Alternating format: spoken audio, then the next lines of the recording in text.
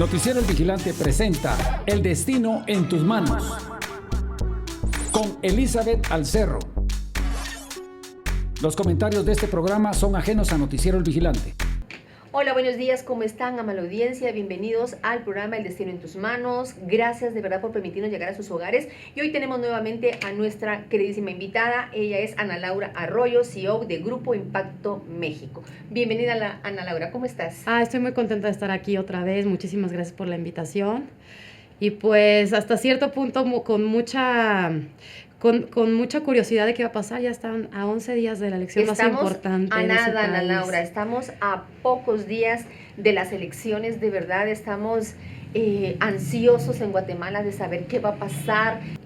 Y siempre hemos dicho, más de lo mismo ya no queremos para nuestra bella Guatemala. Guatemala se merece lo mejor.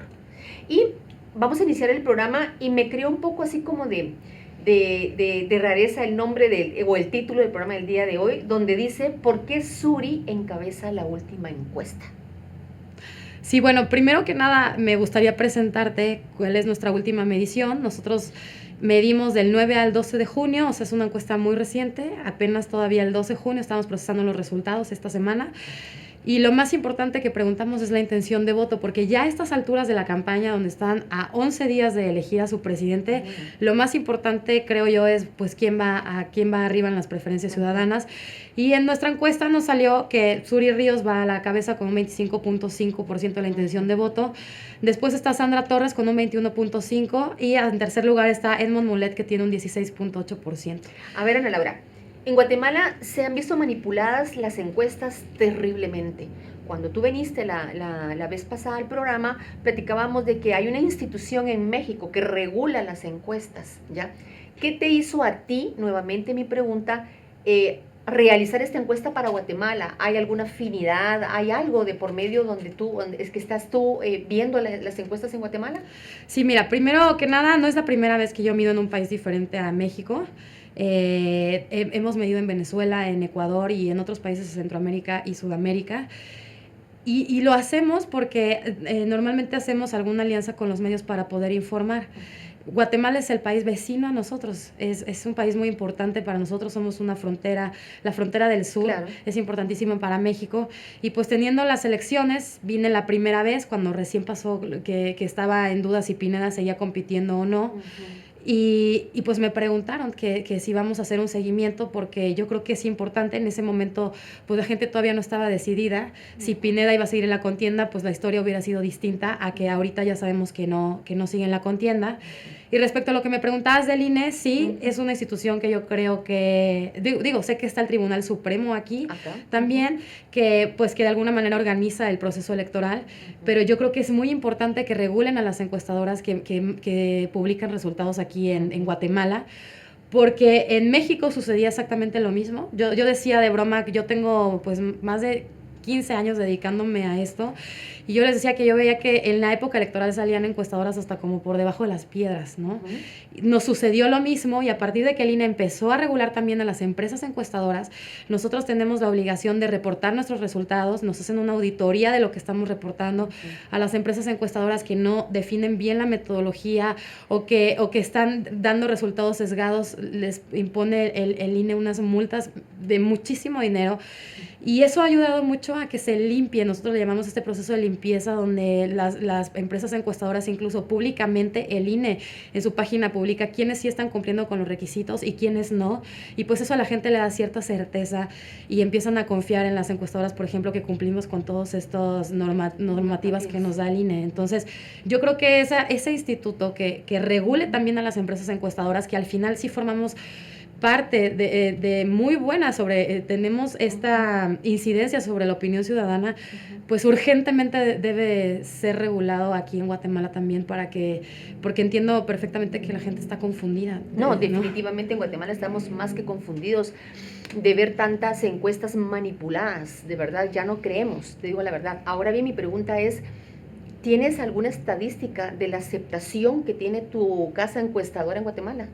Sí, claro, nosotros, como te decía, incluso en México, después de las elecciones, se publica qué empresas encuestadoras dieron el resultado más cercano al momento de la votación.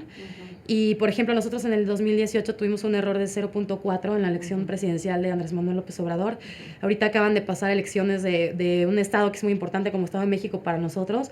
Y bueno, desde el año pasado venimos midiendo Estado de México y gracias a Dios tuvimos un resultado muy parecido al PREP, donde definíamos qué candidata iba a ganar, que en este caso es Delfina Gómez, y ella será la próxima gobernadora de Estado de México. El INE también publica en su PREP y los periódicos también sacan qué encuestadoras, por decirle así, que a mí no me gusta ese término de le atinaron al resultado, ¿no? Porque nosotros lo que medimos es la opinión ciudadana y la estadística es un acercamiento lo más cercano posible que tenemos a la realidad social de un país, ¿no? Nuevamente la encuesta realizada a nivel nacional. Claro, la hicimos en los 22 departamentos, son 900 entrevistas. ¿Cuántas entrevistas se realizaron? 900 entrevistas en todo el país. Y nos preguntaban dentro de la entrevista que tuvimos la vez pasada es sobre ¿por qué 900? O sea, tú nos decías que eran un poquito más de 900 las que se realizaban por el tema de margen de error. Sí. ¿Estamos? Bueno, con 900 entrevistas el margen de error que calculamos es 95%. Es un margen de error de, pues digamos que es muy, muy pequeño. El poder tener margen de error pequeño de 5% te dice que los resultados son muy aproximados a la realidad. Y tenemos un más menos 3.27% de error, es decir, que de los resultados que yo te reporto, por ejemplo, ahorita, si yo te digo que Suri Ríos ahorita tiene el 25% de la aprobación de los guatemaltecos, que dicen que sí van a votar por ella, yo puedo tener un error de más 3 puntitos arriba del 25% o 3 puntos abajo. Y eso es en todos los datos que reportamos. ¿Por qué? Porque la estadística no es exacta. Por ejemplo, yo te puedo preguntar hoy si piensas votar por Suri, me vas a decir que sí, y mañana probablemente lo dudas, o mañana reafirmas tu voto. Claro. ¿No? Por eso está esta parte muy importante que medimos siempre en todas las encuestas, que es los indecisos, porque son gente que muchas veces acercándose el día de la elección se decide por algún candidato o cambia, por ejemplo, de preferencia, ¿no? La estadística mide pues las opiniones y las decisiones, por eso no podemos dar un dato exacto, pero sí muy acercado a la realidad. Y lo que yo les platico que es muy importante es darle el seguimiento a las encuestas, lo que nosotros le llamamos tracking, porque eso te marca una tendencia de hacia dónde se está decidiendo la gente, ¿no? Y por quién, y por qué, en el tiempo, porque además, por eso las campañas duran cierto tiempo, pues porque tenemos que conocer primero a los candidatos, después opinar de ellos, conocer sus propuestas, saber de dónde vienen, para después tomar una decisión que idealmente es el día de la elección, el día que decidimos por quién sí vamos a votar. Ana Laura, una pregunta. ¿Te paga alguien en Guatemala para realizar la encuesta o es porque a ti te gusta realizar encuestas en otros países y lo haces porque simplemente quieres saber? Bueno, te voy a contestar muy sincera. A mí como empresa me conviene tener cierto posicionamiento también. Y yo tengo un call center gigante donde hacemos las llamadas por teléfono y tengo un equipo de brigadistas. Esta encuesta es casa por casa. Entonces, las alianzas que tenemos con medios son importantes para nosotros y es una alianza de cooperación donde yo les digo, yo puedo absorber los gastos de esta encuesta. De hecho, eso también se reporta en el INE, de dónde salieron los recursos para poder encuestar. Y la alianza que yo hago es, y tú ayúdame a difundir mis resultados. A mí me gusta ir a los países porque no somos de Guatemala, no tenemos un interés en Guatemala, no conozco a ningún candidato de Guatemala. Es que yo puedo dar resultados básicamente veraces. Eso era, ¿verdad? En Guatemala, te digo, estamos cansados de tanta manipulación que viene alguien a darnos una encuesta y decimos, por Dios, ¿y a quién nos va a presentar ahora en primer lugar? ¿Cómo creemos nosotros los guatemaltecos que lo que tú nos estás viniendo a decir hoy por hoy es cierto? ¿Verdad? Claro. Y sé que entiendes esta pregunta porque me imagino que has de saber que tú lo viviste en México, me lo estás diciendo, ya el pueblo queda cansado, queda hastiado de ¿cómo se llama?, de tanta mentira. Eso que yo te decía que nosotros lo sabemos porque mira, yo veo encuestas diario. Entonces, desde que la leo, lo primero que hago es ver la metodología. Después busco quién es la empresa encuestadora, porque me ha pasado, incluso aquí en Guatemala, donde veo que las empresas encuestadoras ni siquiera hay una dirección, no tienen ni una página de internet, ponen en la metodología que hicieron la encuesta en un día, eso es imposible, o en 2 días. Entonces, ¿cuáles los antecedentes de esta empresa encuestadora? Por ejemplo, nosotros tenemos 15 años, todos los resultados que yo publico son públicos. Cada semana yo estoy grabando, hago mucho contenido para redes, para internet. Ustedes pueden ver mi trabajo desde el 2014, o sea, ya de muchos años. Ahí están nuestras redes, tenemos una página web donde está el histórico de nuestras encuestas. Eso te ayuda a ver que es una empresa real, que realmente nos dedicamos a eso, porque me ha pasado que, mira, en México también pasó mucho tiempo antes de que este INE nos regulara a nosotros como empresas encuestadoras, que había lo que nosotros llamábamos encuesta de banqueta, donde la gente la está llenando en la banqueta o donde la hacen pues aquí en la computadora, ¿no? Es el caso, por ejemplo, me enteré que la semana pasada creo que un candidato estuvo pues acusado de falsear una encuesta porque la casa encuestadora lo echó de cabeza, creo que fue Edmond Mulet, Sí. el que se dice que inventó la encuesta. Así Eso es. no puede suceder. Por eso te digo, en Guatemala estamos cansados de eso, de saber que se realizan encuestas que no son reales. Claro. ¿Ya? Yo te digo, hoy podemos sacar esta entrevista, presentamos tu encuesta, pero hay muchas dudas. No, y los entiendo. Yo lo que los invito es a que nos conozcan nuestra página de internet. Nosotros estamos en www.gii, son de puntito, 360.com.mx. Tenemos Facebook, Twitter, Instagram, y ahí está toda la información para que la consulten. Incluso pueden descargar las encuestas, no esta, sino muchas que hacemos. Yo te puedo decir que estoy encuestando alrededor de unas 3, 4 encuestas por semana, ¿no? Incluyendo aquí en Guatemala. Entonces, por eso te digo, es lo que hago todos los días. Todos los días. Tenemos un prestigio muy grande. Yo no vendría aquí a hacer el ridículo, honestamente. Gracias a Dios tengo mucho trabajo en México, pero tengo una empatía y una simpatía por Guatemala muy importante. Entonces, porque platico con ustedes y tenemos los mismos problemas, inseguridad, desempleo, no alcanza el dinero.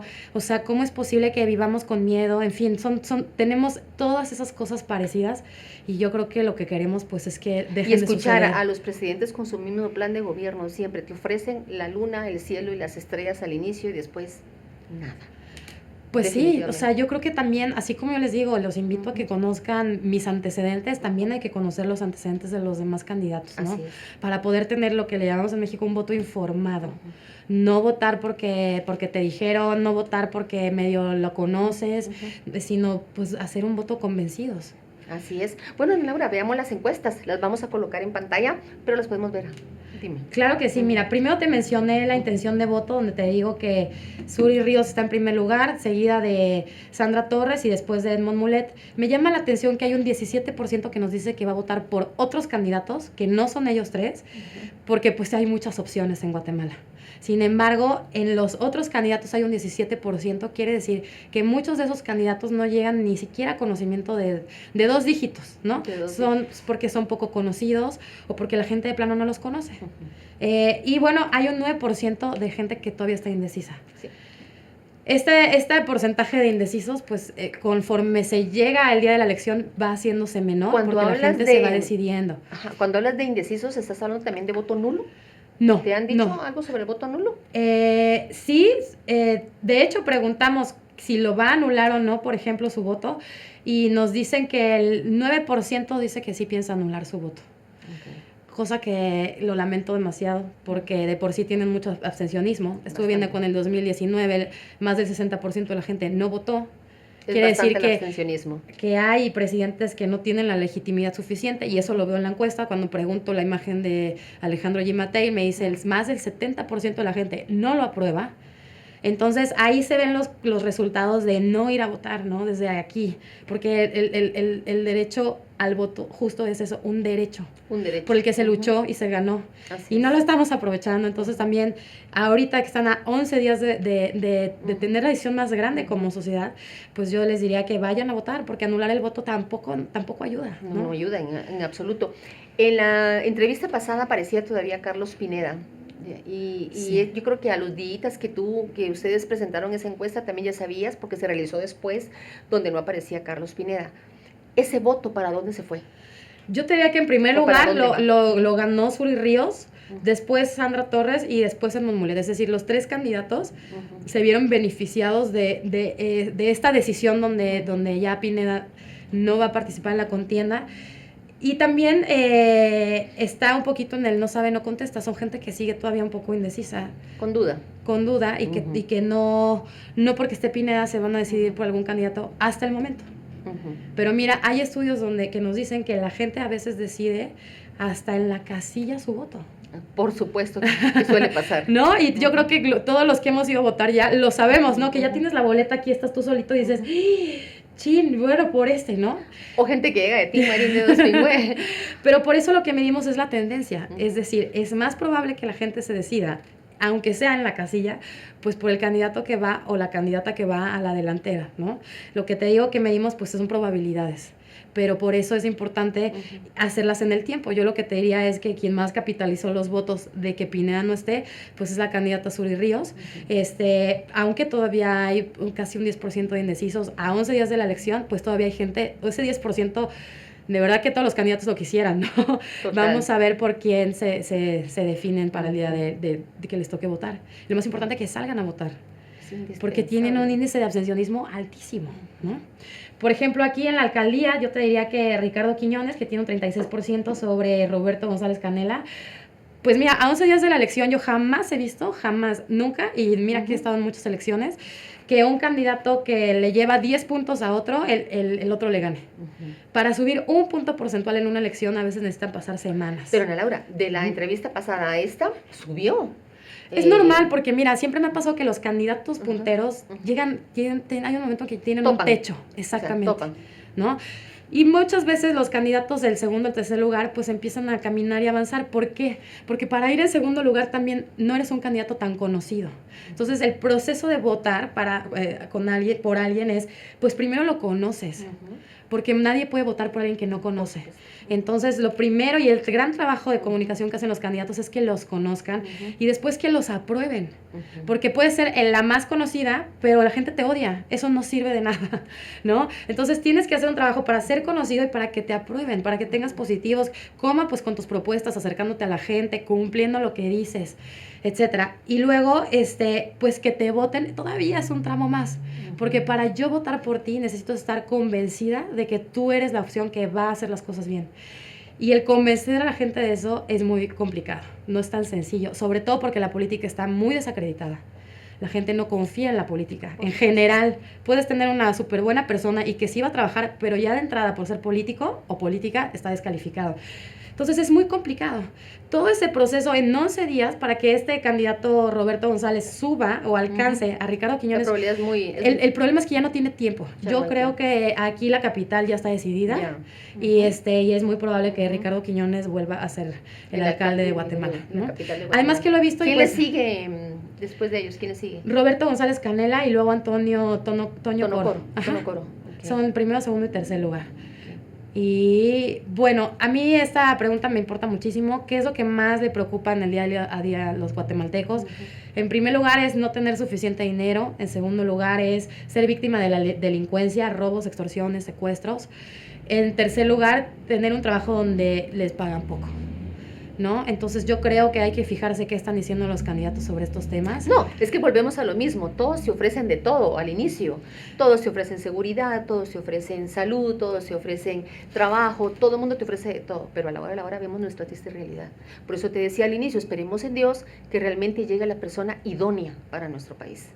Yo también, y yo les diría, cuando todo el mundo te ofrece todo y no le crees a todo el mundo, porque sí, lo entiendo, porque en México nos ha pasado, pues la segunda fase para ver quién conviene más es qué ha cumplido y qué no ha cumplido, ¿no? Porque también hay la mayoría de la gente que ya se está candidateando para una presidencia ya tienen una experiencia política. Entonces hay que buscar cuáles han sido sus resultados. Y ahí también puedes tener un voto mucho más informado, porque la verdadera democracia es esa. No es solamente ir a tachar una boleta, sino es pensar, razonar, estudiar y analizar pues tu voto. Yo creo que es el único día que en la política en general mundial nos pide aprobación o no, y la única oportunidad que tenemos de decidir si alguien es bueno o no, y yo creo que hay que aprovecharla al máximo. No, esta apatía no nos ayuda, al contrario, afecta a todos. Entonces hay que tener un voto informado, eso es lo que yo les diría. Total. Mira, la desaprobación de Gimateil es de 73%. Es lo que tú me decías, votamos con esperanza y cuando salen, ¿qué pasa? ¿No? Ya no hay esperanza. Se nos muere la esperanza. Yo les diría a los candidatos, pues, que cuando sea tu último día de gobierno, la gente siga votando por ti. Claro. No nada más el día que te eligen, ¿no? Porque se podía votar por la persona que está en esa persona nueva que está en el partido, ¿verdad? Claro, yo porque creo que el verdadero triunfo... gobierno puede seguir votando por ellos mismos. No, y el verdadero triunfo es que después de todos los años de tu gestión, la gente siga votando por ti. No al revés, ¿no? En México ha pasado que los expresidentes ya ni viven en el país. Incluso ya mejor Es que se ganan el odio de las personas. Sí, ojalá que ya no siga pasando eso en Latinoamérica. Pero para eso tenemos que estar bien pilas todos. Totalmente. Después, al 80% de la gente nos dice que le gustaría que el trabajo del próximo presidente o presidenta fuera diferente al de Jim Matei, obviamente. Y después, lo primero es que yo te decía, conocimiento. ¿Han oído hablar de...? En primer lugar, preguntamos por los 3 candidatos principales, que son Sandra, Suri y Edmond Mulet, si los conocen y qué opinión tienen. Entonces, la más conocida es Suri Ríos, por eso te digo, o sea, la primera base, la primera como capa para hacer un trabajo de comunicación política es que te conozcan, ¿no? Por eso hasta nos da risa que decimos en campaña, pues no te dicen que no a nada, ¿no? No, por supuesto. Pero es importante que la gente primero sepa quién es, por ejemplo, si fuera tu caso, sepa quién es Elizabeth, ¿no? Y después, pues, ¿qué imagen tienen? O sea, buena, mala, regular, mala. Y eso ya es en base a que hay un nivel de conocimiento alto. Porque lo primero es que pueden decir, pues sí la he visto. Yo creo que sí ha estado por aquí, la he escuchado. Pero eso no es suficiente para que voten por ti. Sino la he visto, he escuchado sus propuestas, ha venido aquí a mi casa, me conoce, sabe cuáles son los problemas. Y entonces ahí ganar todo este tramo te hace que tengan buena imagen. Entonces, yo veo aquí que la más conocida es Suri. Yo creo que le benefició a ella mucho lo de Pineda. De alguna manera, desgraciadamente la política es así, y más ya en campaña electoral, claro, porque tenemos que votar sí o sí por los candidatos. O sea, los candidatos que son los más conocidos, por eso también tienen la mayor oportunidad de ganar. Entonces, el 25% de la gente dice que sí va a votar por ella porque la conoce, ¿no? Y yo creo que tienen buena imagen. Sin embargo, en lo que yo veo es que la mayoría de los candidatos tienen un conocimiento, o sea, más bien desconocimiento, perdón, todavía de un 27, 28%. Por ejemplo, el menos conocido aquí nos sale Edmond Mulet, con 42% de gente que no lo conoce, ¿no? Sandra Torres hay un 27% de gente que no la conoce. Entonces, eso les afecta directamente. Total.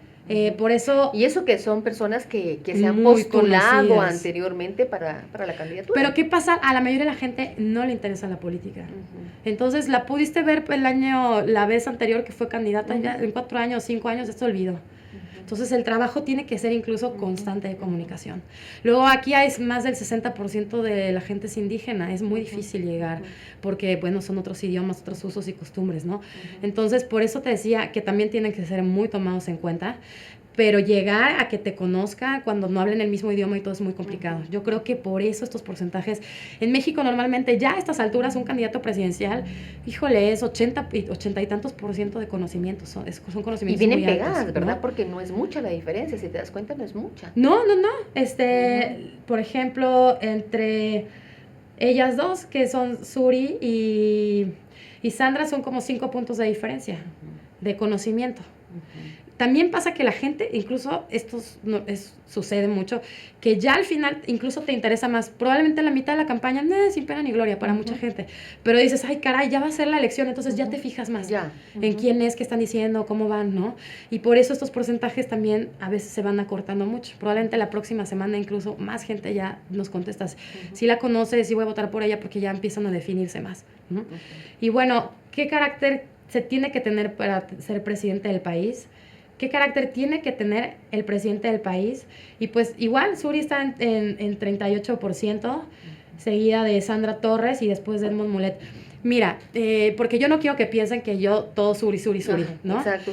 Porque suele pasar, cuando vienen a es, mencionar a un candidato es porque dicen las personas, no, esto es pagado por fulanito, por menganito. Claro, pero mira, yo te voy a explicar, ya a estas alturas, la pregunta que más define qué va a pasar en la contienda es la intención de voto.